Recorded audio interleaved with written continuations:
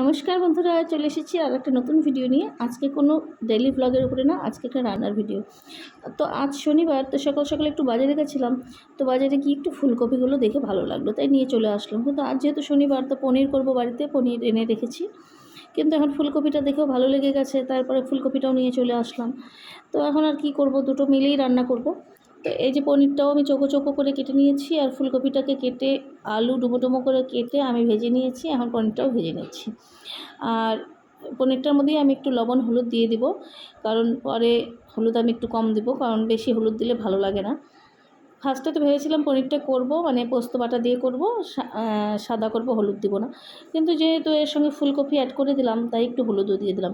তো যাই হোক, ফুলকপিটা আমার ভাজা হয়ে গেছে। এখন এটার সঙ্গে আমি একটু শুকনো লঙ্কা, জিরে, তেজপাতা এই তেলেই ফোড়ন দিয়ে দিলাম, দিয়ে এখানে একটু টমেটো দিয়ে দিলাম।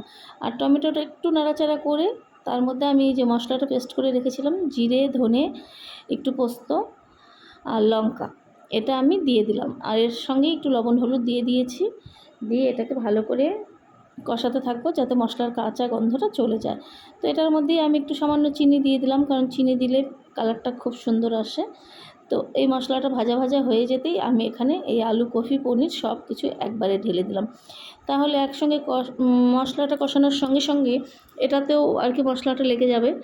এই জন্য আর কি সব কিছু একবারে দিয়ে নেড়ে চেড়ে নিচ্ছি। তো বেশি জোরে নাড়বো না, তাহলে পনিরগুলো ভেঙে যাবে। তো হালকা হাতে নাড়াচাড়া করে নিয়ে আমি বেশ কিছুটা জল দিয়ে দিব। যদিও এটা আমি ঝোল ঝোল করবো না, ও তার আগে কয়েকটা কাঁচা লঙ্কা দিয়ে দিলাম।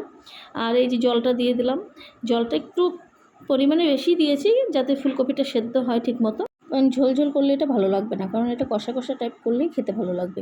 আর রুটি বা পরোটার সঙ্গে খেতে তো এটা দারুণ লাগে। তো অবশ্যই বাড়িতে একদিন ট্রাই করে দেখবেন।